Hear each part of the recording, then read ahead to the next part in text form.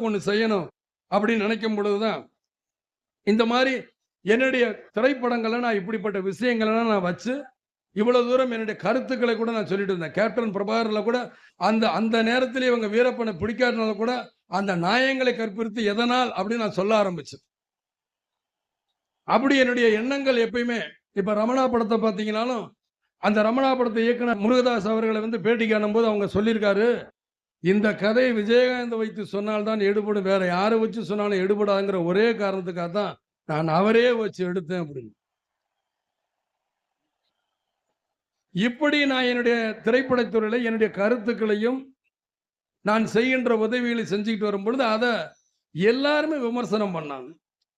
அதுல பத்திரிகை நண்பர்கள் கூட அதிகமா சொன்னாங்க, நீங்க ஏன் தனி மனிதனாக இருந்து செய்றீங்க, தைரியமாக நீங்க ஒரு அரசியலுக்கு வந்து செஞ்சா என்ன அப்படின்னாங்க.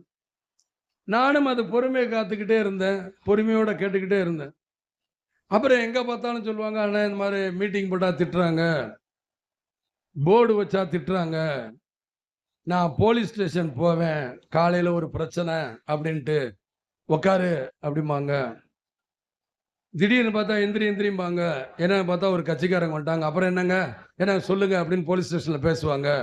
ரைட்டுன்னு அவர் பொண்ணு வந்து உட்காரு, இன்னொரு கட்சிக்காரங்க வருவாங்க, அவங்க பிரச்சனையெல்லாம் பேசுவாங்க, திரும்ப இன்னொரு கட்சிக்காரங்க வருவாங்க. இப்படி நான் காலையில 9 மணிக்கு போனேன், ராத்திரி 9 வரைக்கும் ஸ்டேஷன்ல உட்காந்துக்கிட்டு இருப்பேன். வெளியே இருந்து பார்க்குறேன், ஏதோ பிடிச்சி வச்சுட்டாங்க மாதிரியே பார்ப்பாங்க. நான் அப்போ கடைசியா 9 மணிக்கு மேலே காவல்துறை அதிகாரிகளை பார்ப்பேன். சொல்லுவார், என்னப்பா சொல்லு அப்படின்னு. என்ன சார், நான் காலையிலேருந்து இப்படி உட்காந்துக்கிட்டு இருக்கேன், கேட்க மாட்டேங்கிறீங்களேயோ, நீ மன்றம் தானே, சும்மாரி, அவங்கெல்லாம் கட்சிக்காரங்க, நீ என்னையா அப்படிங்கிற ஏளன பேச்சுகள் அடிக்கடி சொல்லும் பொழுது, அப்படின்னா மன்றம்னா இவங்களுக்கு என்ன சாதாரணமா போச்சா? இன்னைக்கு தான் கட்சி. தயவு செய்து இங்க இருக்கிறவங்க அத்தனை பேரையும் பாருங்க, இந்த அத்தனை பேரும் மன்றத்தில் இருக்கிறவங்க தான். அன்னைக்கு இவங்கெல்லாம் எல்லா கட்சியில இருக்கும் பொழுது இவங்க ஓட்டு மாத்திரம் தேவை, மற்ற நேரங்கள் மாத்திரம் மன்றத்துக்காரன் எதுக்குன்னு மட்டும் திட்டுறது. இதையெல்லாம் நினைச்சா வேதனைப்பட்டேன். நீங்க ஒவ்வொரு தேர்தலையும் பாருங்க, என்னுடைய அறிக்கை என்ன இருக்கும், உங்களுக்கு இஷ்டப்பட்ட கட்சிகளுக்கு நீங்கள் உங்க ஓட்டை போட்டுக்கன்னு தான் நான் சொல்லுவேன். ஆனா இவங்க சீண்டி இப்படி சொல்லி நான் கடைசியில் பார்த்தா, ஏன்டா என் மக்களோட ரத்தத்தை உறிஞ்சிக்கிட்டு நீங்க எங்களையே திட்டிக்கிட்டு இருக்கீங்க?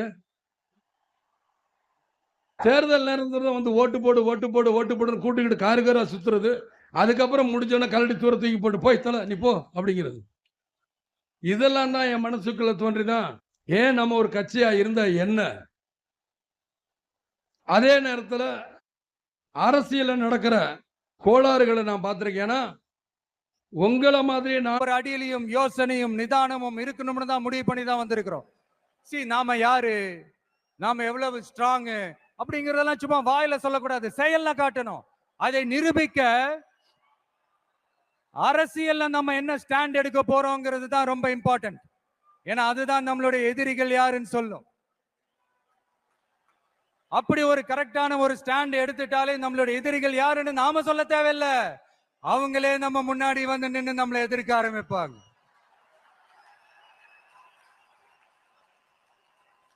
எதிரிகள் இல்லாத வெற்றி வேணும்னா இருக்கலாம், ஆனா களம் இருக்க முடியாது.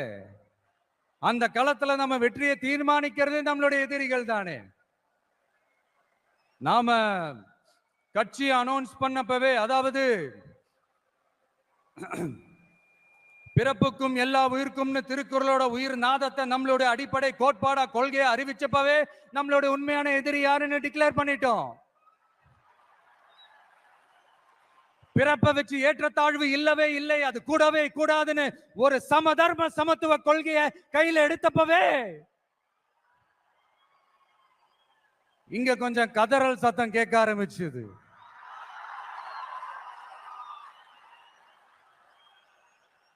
இந்த மாநாட்டில் இப்போ ஓப்பனா அறிவிச்சதுக்கு அப்புறம் அந்த கதறல் இன்னும் சத்தமா கேட்கும் நினைக்கிறேன். பார்ப்போம். நம்மளோட இந்த இயல்பான அடிப்படையான கோட்பாட்டுக்கு எதிராக இருக்கிற மாதிரி மக்களை மதம், சாதி, இனம், மொழி, பாலினம், ஏழை பணக்காரன்னு சூழ்ச்சி செய்து பிரித்து ஆளும் பிளவுவாத அரசியல் சித்தாந்தம் மட்டும்தான் நமக்கு எதிரியா? அப்படின்னா நமக்கு ஒரே ஒரு எதிரி தானா? இல்லையே. நமக்கு இன்னொரு கோட்பாடு இருக்கு. ஊழல் மலிந்த அரசியல் கலாச்சாரத்தை எதிர்க்கிறது தானே அது. அடாடாடாடாடா, இந்த ஊழல் இருக்கே, அது அப்படியே எல்லார் வாழ்க்கையிலையும் பழகி போய் அப்படியே வாழ்ந்துட்டு இருக்கிறோம். இது ஒரு வைரஸ் மாதிரி அப்படியே பரவி கிடக்கு. இது எந்த அளவுக்கு 100% ஒழிக்க முடியுமான்னு எனக்கு தெரியல. பட் வேற வழி இல்லை, அதை ஒழிச்சுதான் ஆகணும். அது வேற கதை, அதுக்கு நம்ம அப்புறமா வருவோம். அதாவது என்ன சொல்ல வந்தேன்னா, இந்த பிளவுவாத சக்திகள் கூட நம்ம ஈஸியா யாருன்னு கண்டுபிடிச்சிடலாம். ஏன்னா அது வந்து ஒரு மதம் பிடிச்ச யானை மாதிரி. அது பண்ற அராஜகத்திலே ஆபியஸா நம்ம கண்ணுக்கு தெரிஞ்சிடும். அதுவும் இல்லாம அதுவே அதை காட்டியும் கொடுத்துரும். ஆனா இந்த கரப்ஷன் இருக்கே,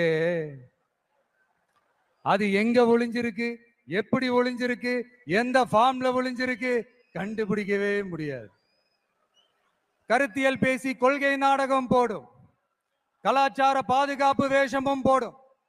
அதுக்கு முகமே இருக்காது, முகமுடி தான் இருக்கும். முகமுடி தான் முகமே.